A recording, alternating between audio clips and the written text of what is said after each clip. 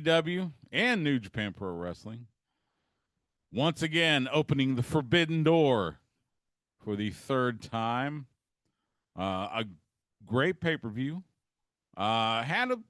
It was not as eventful as one would expect, but there were some newsworthy items. And to help me break it all down, joining me on the hotline, you hear him on the Big Audio Nightmare, on the Mid-Atlantic Championship Podcast, the Wrestling News, which you can get every day, and weekdays with Brian Alvarez on Wrestling Observer Live. And he is the voice of reason for that very fine program. It is Mike Sempervive, my good friend Mike. It's good to talk to you. Let's kick it right off. Tradition, give me a letter grade for AEW New Japan Pro Wrestling Forbidden Door 2024. I dare say it was a C. I'll Okay. tell you why. All right. Tell me why. With New Japan being in a transitional period and relatively cold, with a very, very, talk about a creaky Forbidden Door. That's Tetsuya Naito right now. I think with that, with the fact that AEW's been cold, the fact that there has not, it didn't feel like past years the same type of energy. And I think the main event was great. I think there was some good stuff on there. Danielson and Takagi, Zack Sabre Jr. and Orange Cassidy. There was good stuff on there. But this was, to me, about as average as I think you could get when it comes to these two companies working together. And I think a lot of the build for some of these matches was missing in a lot of cases.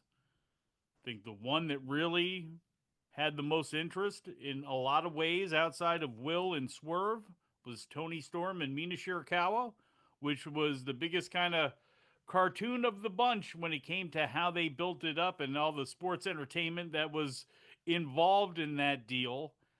Yeah. I just think, yeah, there were some good matches on there, but this is probably the most average I think you can get, and I think it's been the weakest of the combination shows so far. Not to say it was awful, not to say that they didn't give you your money's worth or any of that sort of stuff, but I think this was a solid C. It was average. You're passing.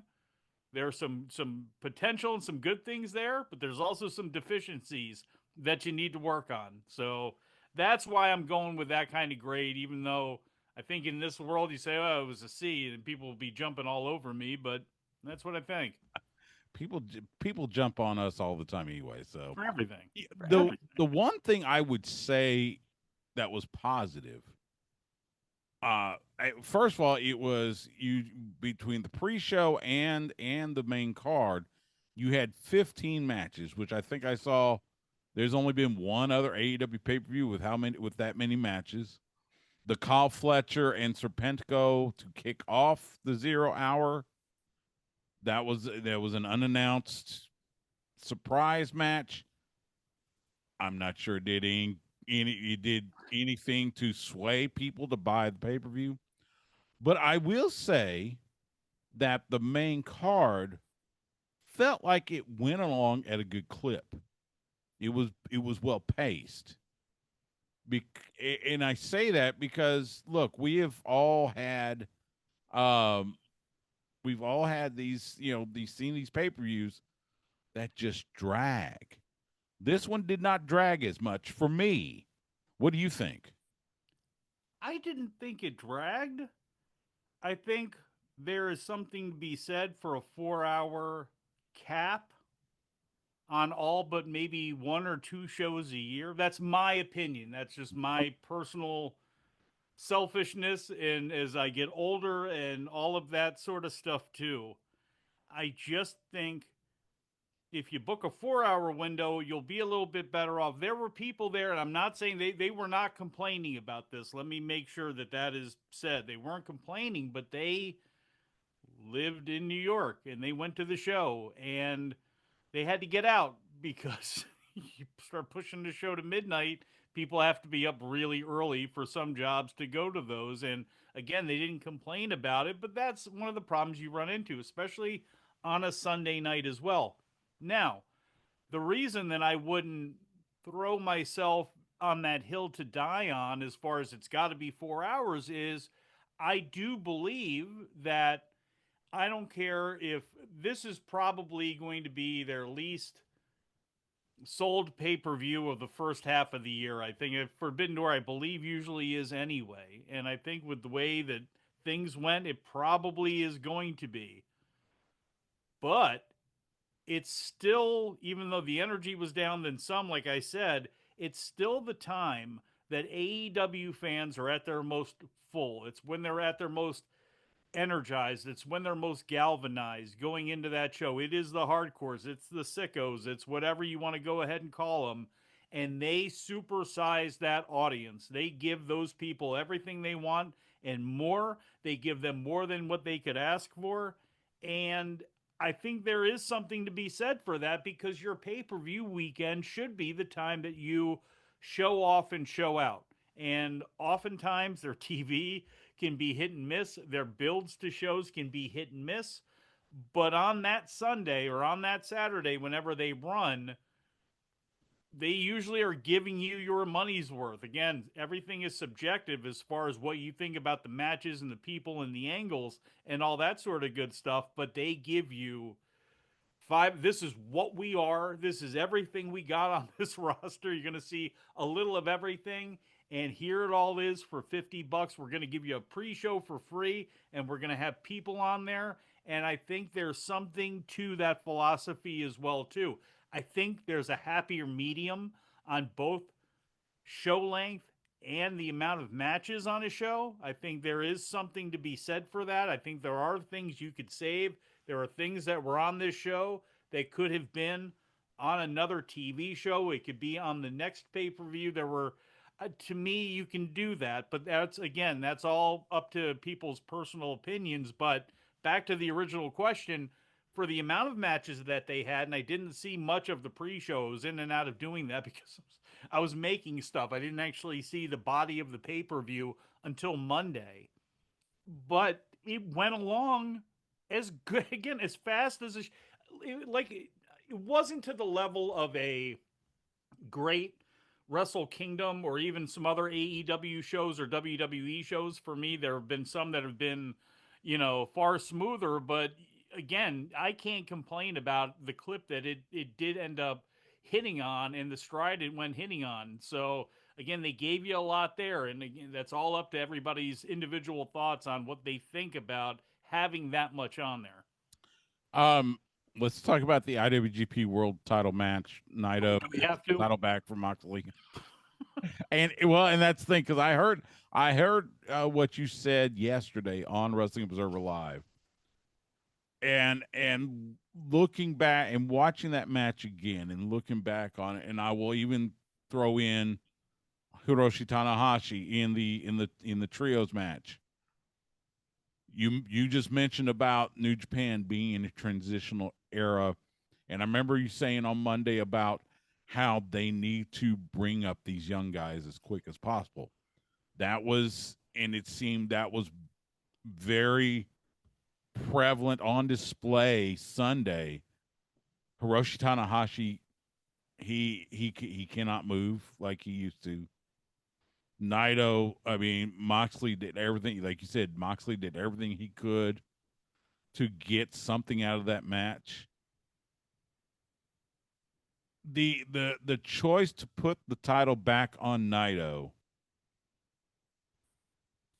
they didn't have it on him very long the first time or this Yeah. last time.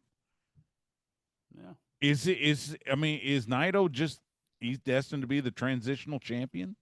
He's the most over guy in the company. He is like a Muto type where, as long as he gets wheeled out to the ring and he can make his way in there, people are going to lose their minds. LIJ, Los Ingobernables, still sells an incredible amount of merchandise. They're such a popular group. I understand it. And him winning the title at the Dome from Sonata, that was the story you needed to tell. But And we talk about this a little bit on the Big Audio Nightmare we just recorded for subscribers of F4WOnline.com. We talk a lot about this show more from New Japan's perspective, than anything else in Stardom's perspective on being on it. We look at it from that point of view, but you see where, again, you look at him and you go, this guy's going to be in a G1, in a 10-person G1, block, and then he's going to do what to make it to likely the Tokyo Dome to face Yota Tsuji or Shota Umino or whoever it's going to be. You can see where, look at how he moved. Look at how Tanahashi moved. It's over. Okada wanted to get out of there and do what he is doing right now. Again, said it on every show, but it's true. For those people that never saw Okada, that are being told that's one of the greatest wrestlers of all time, and we're not kidding you about this, and people see him in AEW, see how he's presented, and it's like, what? That may be all he is at this point. And I know he's going to have good matches and feuds. He's going to have stuff when he's there that is going to be good, and we're going to see flashes of the past, but it's the past. And Naito is the past. And Tomohiro Ishii is the past. I don't care how much people love him. It's the past. It's over. It's not completely over, but it's well on its way.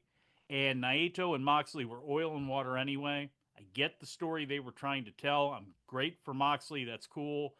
It was not a great match in Chicago when they had it. It was hideous here. It was as bad as, two big stars could have in a match. And Moxley, again, there was only so much he could do with him anyway, and I'm not as bullish on, I love Moxley. I'm not as bullish on him in the ring sometimes as a lot of other people are, but it was awful. Naito, you could see it. It's not just like he took the night off. There's things misfiring there that just you wouldn't have seen 5 years ago, let alone 10 years ago. He's a star. He's great. The end is quite near. And if you told me Zack Sabre Jr. was going to win the G1 and take that title off of him, and then he's the one that loses it to a Yota Tsuji or an Umino on January 4th, or Takeshita, although that opens up a different can of worms. Mm-hmm. But, I would believe that. And it's something that I don't think is going to happen. But if Naito, if after the G1, he looks as bad as he looked at Forbidden Door, and he's, again, I think I would make the move sooner than January 4th. Either that, or you got a Ronnie Garvin, Ric Flair thing where Garvin's off the road and all that time leading up to Starrcade, because, it was painful to see. It was painful to see. Guys 42, 43 years old going on 100, just like Kota Ibushi is. Just like Nakamura was on that path before he said, okay, I still love this business. I want to get paid. But you know what? I'm cool with playing more of a background role and doing whatever they want me to do in WWE. As long as I can get up and hang out in the sun all day in Florida, I'm good with that. And that seems to be the path that Okada is taking. And you could just see on this show, where were the New Japan stars? Shingo Takagi, we've seen him, we know what he can do. Zack Sabre Jr., we've seen him a million times. We know what he can do. Okay, who else stood out to you? Honestly, still throw it at you. When you saw Yota Tsuji in the early match, what did he stand out? Gabe Kidd was on TV. He can talk his rear end off, and he seems to be able to channel it and do it in an appropriate way when it comes time for the censor button. When he's been out there doing press, he hasn't just been an insane madman. Where was he in the lead up to this? He's jumping outside the ring on Dynamite. Nobody's mentioning his name. There were just some things on this show that just, you could see where some things that are not working to me in New Japan made their way to American soil. There are some missteps that they've gone on over there that made their way onto American soil. But conversely, there's also the Shingos and the Zack Sabre Juniors that you can set your watch to, and you can put them in there against anybody, and they're going to have great matches. Jeff Cobb stood out to me. Again, he's a foreigner, but at least he stands out. I mean, as far as New Japan goes, and born in Samoa, but he's at least somebody that, okay, good, do something with him. Do something with him in AEW. He goes in there, looks impressive, he's big, and then he loses. I'll always be baffled by what they don't see in him, what companies don't see in him, because I obviously see a lot more than some people do. El Phantasmo is going to be 38 years old in October. AEW's got too many guys on the roster. With that said, I'd love to see him maybe get a more concerted push in New Japan. Now that Hikuleo's gone, he's out of that tag team. Let's see what you can do with this guy. Why not? You have a little bit of a chance to do it. And the same thing on the AEW side of thing, because he's got a little bit of size. He's over 6 feet tall. He's not your average, guy flying around out there. You saw it in there with Dante Martin, Leo Rush, how he looked against him.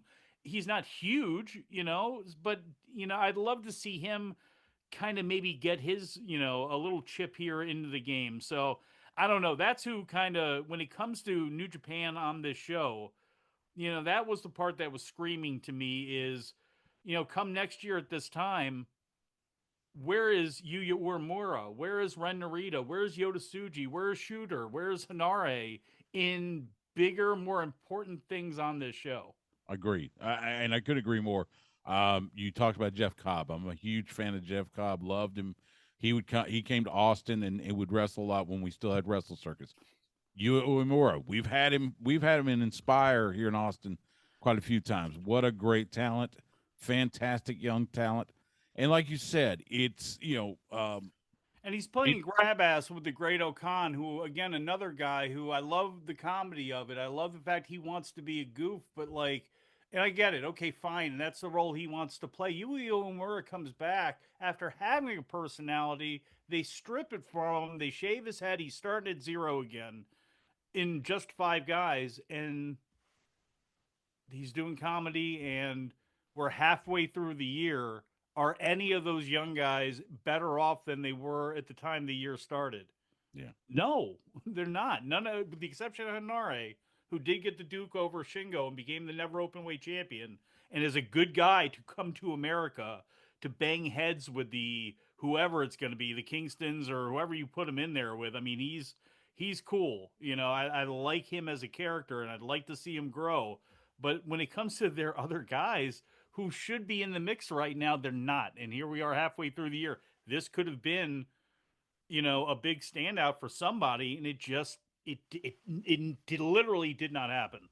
Do you, I get the thought that crossed my mind is we know how Tony Khan, God bless him, he has his favorites, and he latches on to them.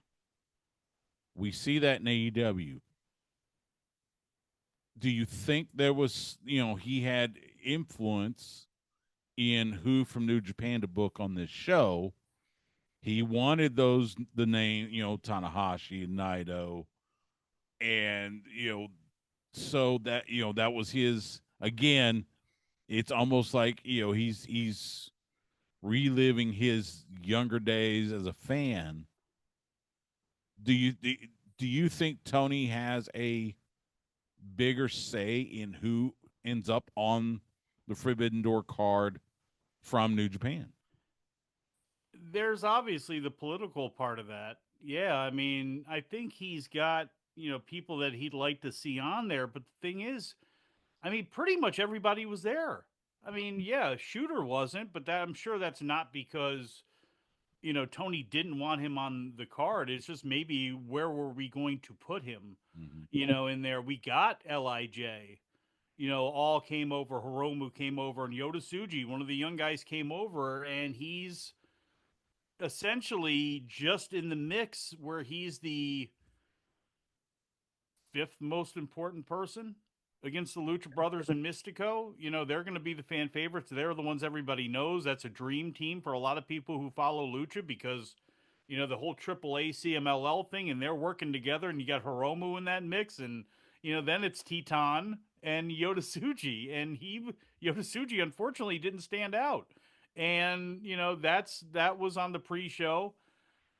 MJF and Heshicero, obviously no New Japan, influence there, but you had Stardom wrestlers on there. You Mhm. had Mina Shirakawa be a big, member of things in the whole deal, and you had Momo and Tam on the pre-show. So you got a big name in Tam, as far as what that should mean with people coming over, and you put her on the pre-show. Gabe Kidd relegated to the pre-show. Tomohiro Ishii relegated to the pre-show, but like you had all those guys. Okay, if you bring over Sonata, would it have mattered? No, not at all. And unfortunately, you have everybody from New Japan. You have Jay White. You have Will Ospreay. You have Kazuchika Okada. Like, you have Shibata on your roster. You already have these guys. And that's, who else could he have brought over? So I think he really did have everybody. And he didn't do any. To me, it wasn't like Yuji Nagata and Minoru Suzuki teamed up to face the Outrunners or something where he was playing, Extreme Warfare Revenge or Total Extreme, in his mind or something like that. I don't think it was that. I just think it was you plugged people into where they were going to be. And unfortunately, right now, there's not a whole lot of energy and there was nobody else to really bring over where it's like, hey, we can do this. Who else could it have been? Yeah. I'll be Oleg Bolton coming over. As fun as that would have been, would have did a lick of anything, if he would have came. So I Yeah. don't know. I think he got everybody he was going to get. Um, let's talk about Mercedes Monet, Stephanie Vacour. Mercedes Monet gets the win, so now she has the TBS title. She has the New Japan Strong Women's title. Britt Baker makes her return after what seems like just forever that she's been absent. Mercedes Monet got an interesting reaction. Now, I think you and Brian talked about this. There was a fan on the opposite the hard cam side wearing a Celtic shirt. So there was the FU Celtics chant, and then everybody realized, oh hey, hold it, Mercedes Monet's from Boston. So the heat Honestly, transferred. how do AW fans not like sports? I mean, I thought it was a natural thing. New York fans you would have heard Boston and just Yeah, booed, even if it wasn't throughout the whole thing. But it's like they realized it halfway through. yeah. But I and it's been talked about quite a bit ever since Mercedes Monet signed with AEW. It's been kind of a meh presentation. It's not it's not like I don't know. It's they're not getting Sasha Banks. They're No. getting someone that used to be Sasha Banks, and it kind of shows. Is that a fair assessment?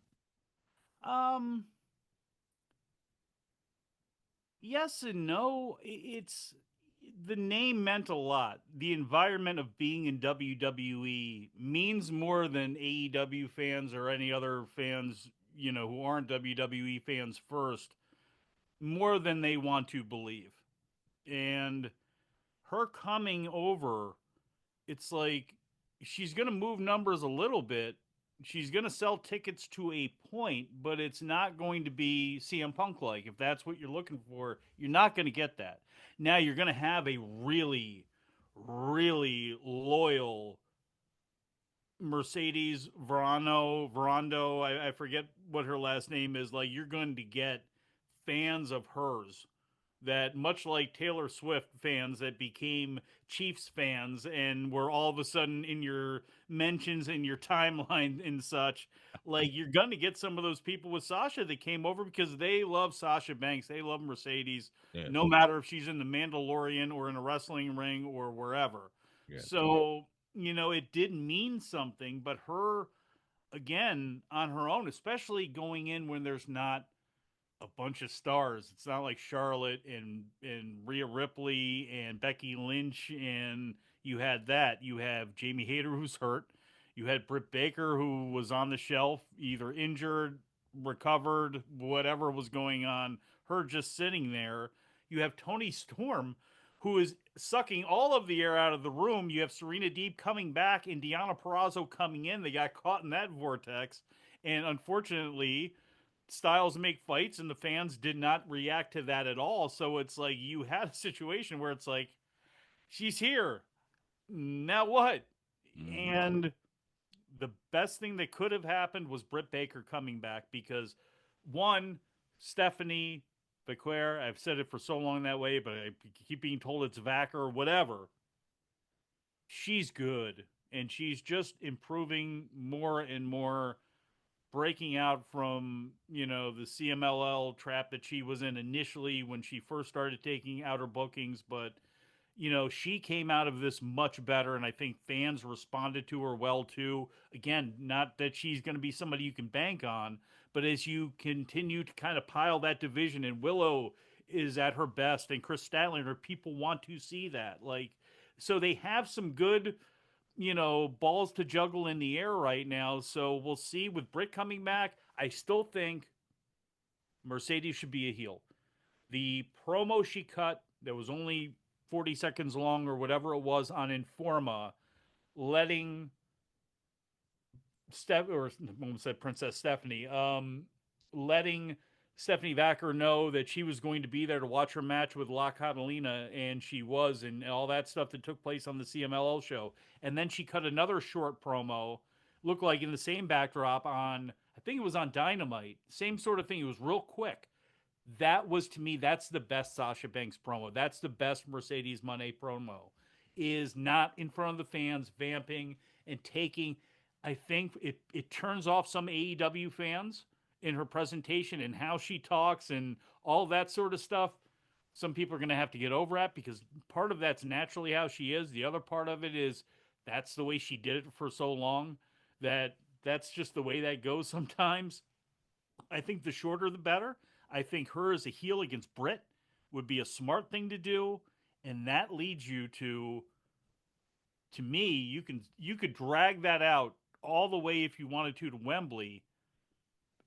But if you didn't, I mean, Jamie Hayter being there in that mix later, because I assume she's going to be back for Wembley. I hope she's going to be back for Wembley. And if that's the case, I mean, again, any combination of Tony Storm, Willow Nightingale, Chris Statlander, if she's, running hot and everything is going well with her, all those women, that I just mentioned there, like all of them in the mix for Wembley, that's good. That's really good. And I think Sasha needs strong opponents to butt up against. Britt is one of those people. Tony Storm, same thing. You're going to have to rely on a lot more, like, no Serena Deeb, no more Serena Deeb matches. I mean, I'm not saying make everything a cartoon, but whoever your best sports entertainer types are, that's what you're going to have to feed to Tony Storm, at least until you get her and Jamie Hayter in the ring with each other. Because I think that's actually a wrestling match that I would want, like the wrestling part of it, more than all the other Gaga. Though they'll kick the hell out of each other. They have kicked the hell out of each other before. So that's something I think that they really have in their pocket once they get it back on any big show. Because I think you can main event if done right and striking while the iron's hot when Hayter comes back. If she's as over as she was, and I think she will be, boy, do you have something there. Yeah, I think you're right. Swerve and Osprey, the main event. Swerve retains. Hell of a match. It it was a fantastic match, but there were points where it felt there's a little disconnect. The Don Callis coming out and telling Will to use the screwdriver. I thought that was absolutely unnecessary, and I think they need to quickly address that. You won't. Let's do the split once and for all, because it is painfully obvious Will Ospreay is beyond anything that the Don Callis family can be. But give me your thoughts on that main event. Was it the right move to keep the title on Swerve? I think so, because I still think there's more of a story you can tell with Osprey coming back from this and missing the opportunity and being distracted by the Callis family. And why didn't I get rid of them earlier? I'm getting called out from my own family, and that's pissing me off. And I let them get into my head. I think you can play that, and I think you keep the title on Swerve which is good because you don't cut his legs out there too early. He gets to continue to hold on to the belt. We have Hangman. We know he's coming back. Could that be a thing for him? I don't know. Obviously, MJF and Osprey have a thing going on that's swirling there, and we got Osprey with Daniel Garcia as well in that. Whatever happens with that title, I don't see him losing it, but you never know what could happen. He doesn't need that title, that's for sure. He's one of the most over guys when he goes out there. I mean, yeah. In AEW, you got to be in the title picture, but Will Osprey right now is one of those guys you can look at and go, yeah, well, he doesn't need the title. You can actually say that for him, I think. And I'll be happy when he's done with the Callis family. The screwdriver as an instrument of torture in wrestling, I think, is stupid anyway. They've never really explained it. Are we just supposed to think, okay, this is all about screwing the guys? It's supposed to be, that sort of, play on words. But it's just, to me, it was like Pax Hammer. It was goofy to me. Yeah. So to see in Osprey with all of this going on, acting as if he's out of his ever loving mind, or he's acting. That's the thing, is he's acting. He's not, to me, didn't come across where he's looking back and forth. It was too much and too long and didn't need to be to that level, did not need to be done. All Don had to go down there was say, use the Tiger Driver, and him not want to use, or whatever it was going to be. And the thing was, he seemed like he was going to use it. And then it ended up not happening. So yeah, it was a perfect no. Is Swerve really good? Yes. Is Osprey really good? Yes. Are they great together? Yes, because they can do a lot of stuff.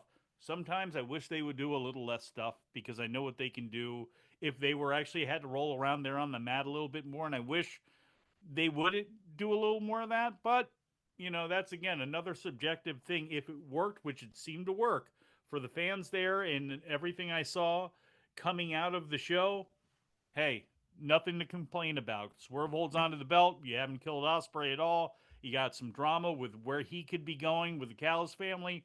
You got different directions for Swerve, and you still got ample time before Wembley if that's when you want to go ahead and do something. So Yeah. I can't complain about that main event at all. If it is, it's a lot of picking nits, or it's a lot of, well, I don't like this in my match, and that's, we could be here all day with that. So overall, it was a great way to ice the cake on the show. It was. You're right. And like I said, yeah, a little nitpick, but otherwise it was a fantastic match. So um give me your thoughts on Wrestle Dynasty. New Japan Pro Wrestling announcing the day after Wrestle Kingdom, they're gonna have Wrestle Dynasty. From what the way the announcement was made, I assume it'll be in the Tokyo Dome. And it's gonna be New Japan, Stardom, CMLL, AEW, Ring of Honor.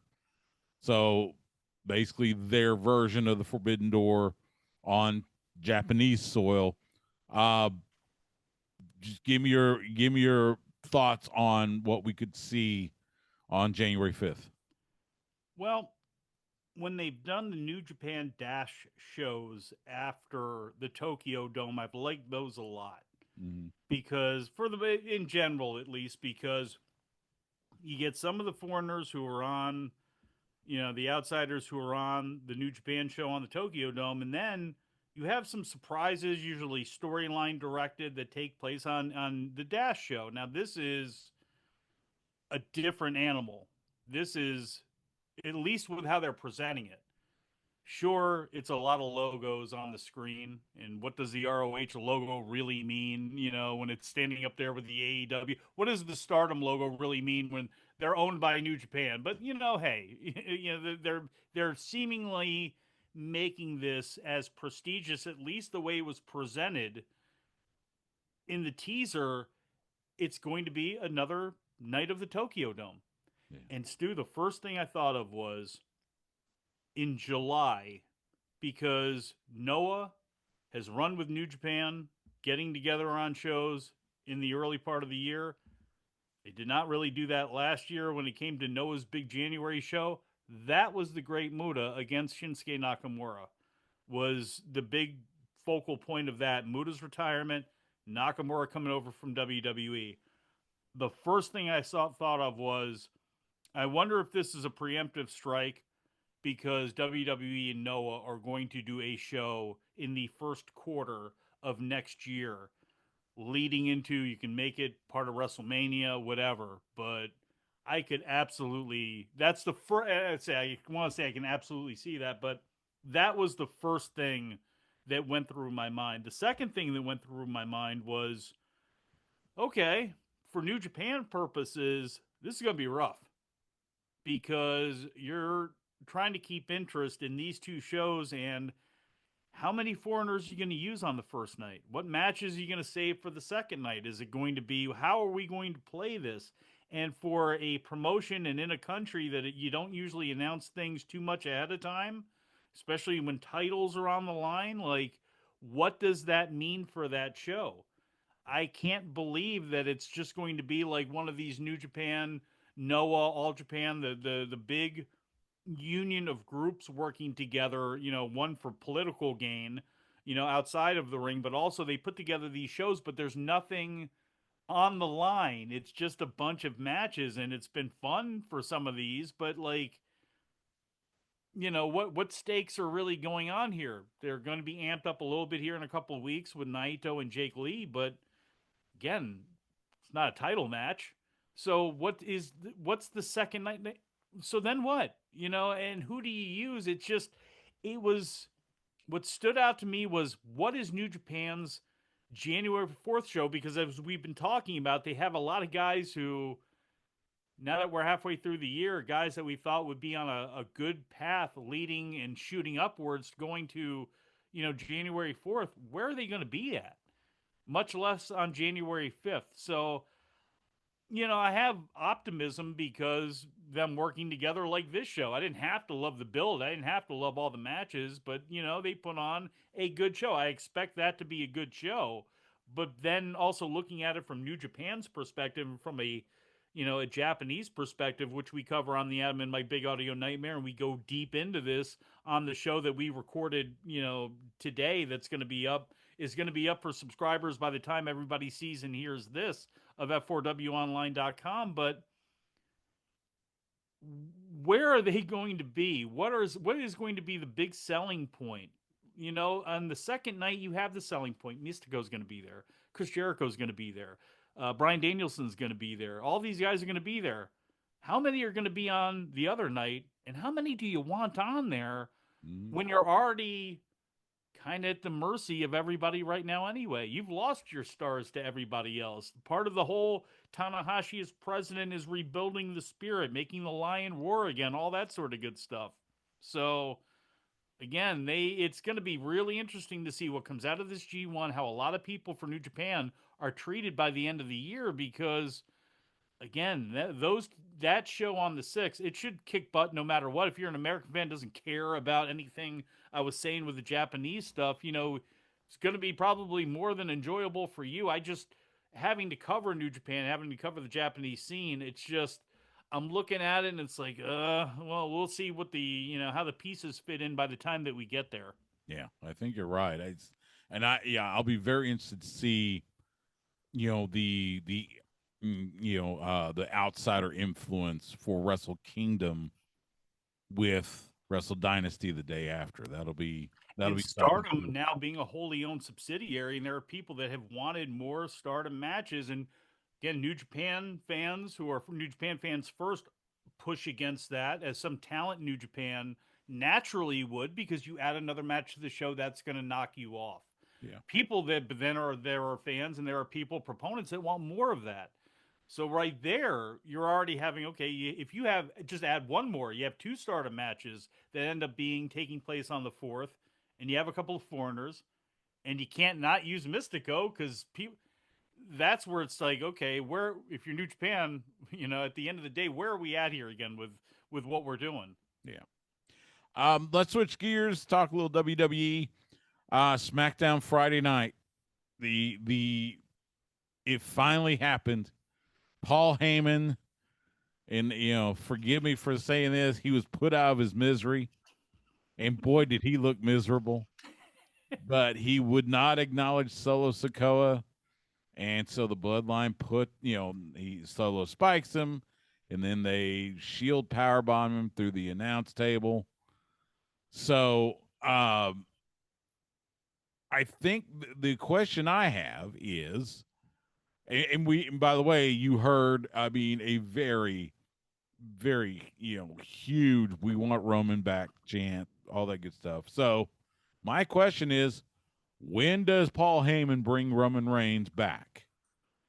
Hmm. I would start teasing it around SummerSlam. And yeah, so I know we're what? Got a month away from that, right? You're a month away from SummerSlam. You got the the Germany show at the end of August. Hmm. So I mean, you got I could see an Gunther. appearance. I could see an appearance at SummerSlam, maybe. Solo and Cody at SummerSlam makes sense to me. Now you don't have to do it yet. You could do Tamatonga. You could do Tamatonga and Cody Mhm. because you have Gunther going against somebody, Damian Priest, Drew McIntyre, Seth Rollins, whoever holds that title at that time. You can have that be the main event Mhm. and do because and I'm not.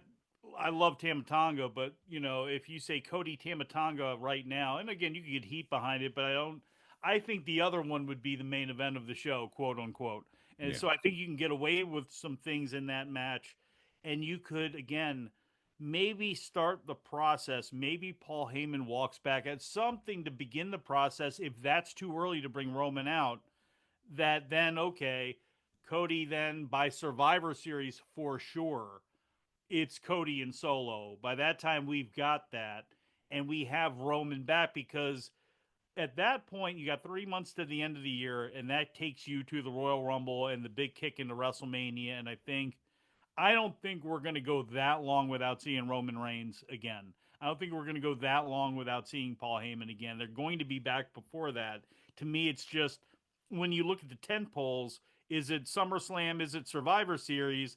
And maybe the answer is actually in the middle right there. But it's going to be around then because I don't think you can wait too much longer. And why would you wait, frankly, a whole lot longer? They don't have to touch, they don't have to do anything. He Well, just has to show up, cut a promo, do some things, dirty looks. We saw with the bloodline scenario in the story, that goes a long way. And mhm, Roman won't be the only one coming back. Jimmy is going to be coming back. mhm. At some point we're going to see Hikuleo. We feel as though we're going to see Hikuleo. At some point, The Rock is going to make his presence felt. So there's so much there that they have to work with. Whenever they do it, they're going to have more than enough dough to knead out till Royal Rumble and into Mania. And it just popped in my head. Crown Jewel, beginning of November. They always want that show to be big because they want to make the Saudis happy. So maybe Roman that coming back there. maybe have Paul come out. You do some sort of bloodline versus somebody. The bloodline goes over, and then Paul comes out with Roman. And you have that to close the show and set the table for the weeks and months that follow. I tell you what, Survivor Series, you got options. Oh yeah. You got a lot of options on Well, who, if and you want to use especially a hybrid of different guys, go, but like you really do have a lot to work with there. If you wanted to do traditional style, 4 or 5 man teams, you really do. you do, and especially now with War Games now part of Survivor Series, that could present a whole lot. That could be present some other And they options. So brought I back think that'd be blood, good. and I know it's a small thing, but again, when you use it's like cursing. If you have the ability to do it, you don't do it all the time. You utilize it in good spots. War games, you want blood. Hmm. This is a feud where you want blood. Again, there is so much good there. Again, there's a lot there to sink your teeth into. To me, when it comes to all that sort of stuff, to the point where I don't even want to see The Rock back, but I know it's going to happen at some point. But hopefully, that's actually after the beginning of the year for me. Yeah, I'm there with you. Uh, on Monday Night Raw. So the last 2 weeks after the debut of the Wyatt Six, we've had this whole Chad Gable's out there, and then all of a sudden the lights go out and the fog machine, and then we get Nikki Cross dressed up as, I guess she's Abby the Witch, frightens Chad Gable, and then drops a box on the announce desk in front of Michael Cole, and it's a VHS cassette, and it's been the, shall we say, promo interview, whatever you want to call it, between Uncle Howdy and Bo Dallas. And we saw the first part last week, saw the second part last night. You and I think, are kind of a like mind on the whole Wyatt thing and everything. Give me your level of intrigue after seeing the last 2 weeks, this whole Uncle Howdy Bo Dallas, back and forth. I'm intrigued to see how they can make it work because so little of the Bray Wyatt stuff worked for me. So little of the Alexa Bliss stuff worked for me. Mm-hmm. Hard. It's just I'm a nonfiction kind of guy. I guess I don't know. It just, and not to say that there's not a place for it. I like Lucha Underground. I see what happened. Look, a lot of the stuff on NXT sometimes is not that far away from this. Sure, it's not Oh, spooky, but like you're looking at this like what a sitcom this is. What a 30-minute TV show of whatever dramedy this is. And that's what the Bo Dallas stuff is. Now,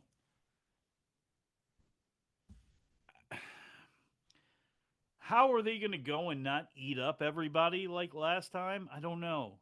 Does yeah. Bo do we see Bo wrestle as Bo? And it's a thing like Finn Balor where he only breaks out the Uncle Howdy. It doesn't seem that way because you have all of these other characters. I'm very intrigued to see. I don't want to say fascinated, but I'm very intrigued to see where they take it, how they can make it work, if they can make it work for an old head or a non-believer like me. And I'm willing to be sucked into the thing. It's not like I hated everything. All Cena right. and Bray Wyatt at Mania. Still, if you're gonna go so over the top, make it so over the top, and that was and sold. You got me. You got me on that one. Yeah. But like, okay, how are you gonna do this week after week? At some point here, it's like, okay, I can understand Otis not helping him out and all that, but like, is Chad that big of a prick? Like, look at the other people on that roster. Like, doesn't Logan Paul deserve this treatment more? It's not like he smacked Maxine, he smacked Otis and Tozawa. So why is Chad that guy? Now, he can talk, he's a great prick, he's a smarmy guy, he can wrestle his ass off, he can make anybody look good. It's probably one of the reasons why he's in that mix with them. Mm-hmm.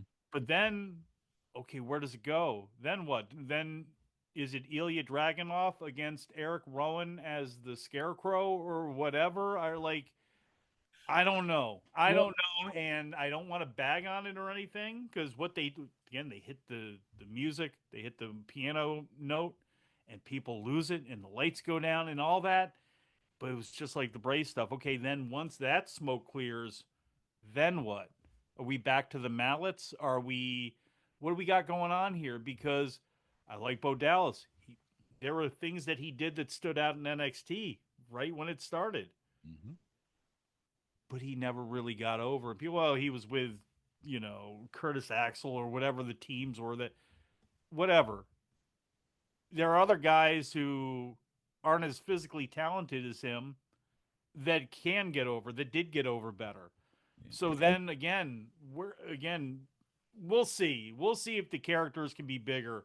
I like Nikki Cross. I like Joe Gacy. I don't think he's been used all that great too, whatever. But I appreciate Joe Gacy. Dexter Loomis, I can get a kick out of. In that role. I don't know if I'll like him in this one, but again, we'll have to we just got to wait and see. I guess I don't think anybody that's saying it's the greatest piece of cinema and art we've ever seen, and the people that are killing it as it's ruined the wrestling business and crapped on it and buried it again. Again, there's something in the middle there. It just whether WWE can get to it or not, we'll find out. Well, and that's the thing. It's not there. It's still kind of the, I guess, the beginning stages. They have to eventually wrestle. That's because it is wrestling. if this is just there just to spook people, well then why is it on a wrestling show? Um, the you talked about, does Bo Dallas wrestle as Bo Dallas or Uncle Howdy? I think you're right. I think it's probably going to be as Uncle Howdy, which that's going to be wearing that mask, doing the moves and such. The rest of the Wyatt Six, Eric Rowan and Joe Gacy and Dexter Loomis and Nikki Cross, when do we see them in the ring against who? I did pick up on, and it was actually on last night on Raw. The they mentioned the word family a lot, and Chad Gable referred to Otis and Tozawa and Maxine as his family, and so I think that's how they're trying to tie this in with Chad Gable and Uncle Howdy. I don't know if it's doing that great of a job, but I think that's what they're trying to do. But again, like you, I'm intrigued. I'll see what happens next, but they got to get in the ring eventually. This And can't be just for just to play with the lights. what they will have as well too on Gable's side is, in all likelihood, because they've already teased it, and it was the one thing that only has made sense anyway, has been the Creeds joining Chad Gable, puppies with big paws. You know what I mean? Joe Gacy did a lot of training in CZW, and people roll their eyes at that. No, no, MJ. There are a lot of people went through CZW. Leo Rush, MJ, a lot of people, and I think he's more proficient than I think people give him credit for. Maybe I'm overrating him, but I think that he can be very beneficial if you are going to do that, because the Creed's in there with Dexter Loomis, Eric Rowan. They can bang around with them, but like we'll see in their characters, in their masks, what they're able to do. You want to get the Creeds over because they're new and they're helping out Gable, but one of the big problems with the original Wyatts were they showed no weakness. It was impossible. They were impervious to pain. You could light them on fire. They came back to life. Alexa Bliss walked through people. Eh, does get Ivy Nile in there. You can mix her in Nikki, with Nikki. yeah, And I've always loved Nikki. They've never used Nikki at all in the way I would have used her. She's going to be probably really good at this, but she's great at being like a maniac who moves around. That doesn't seem to be her role. yeah, I always thought she was a great whirling dervish, with sanity and all that. It's like she's great at being a mad woman. Why isn't she with the Wyatts? And now that she actually is with, as opposed to Alexa Bliss, now that she is with the Wyatts, it's like, oh God, now you have her made up, and it's like, and she moves real slow, and apparently, security guards fall on the desk around her and all this stuff, and she only has VHS, no Betamax, no Laserdisc, none of that. So yeah, I don't know, but that's to me maybe one of the reasons that they're doing it with Chad Gable first is we know Chad can work with everybody in that group and make them look good and make this believable because he is a very expressive guy. yeah, So, yeah. I think you're right. Money in the Bank coming up this Saturday in Toronto, 7 p.m. Eastern, 6 p.m. Central on Peacock. Real quick, let's talk about the World Heavyweight Title match. Damian Priest defending against Seth freaking Rollins. If Seth wins, Damian has to quit Judgment Day.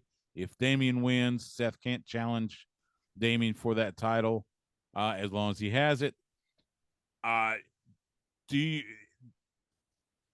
it feels like Damian's going to go ahead and win, but give me your thoughts, and this may tie into the whoever wins the men's Money in the Bank ladder match.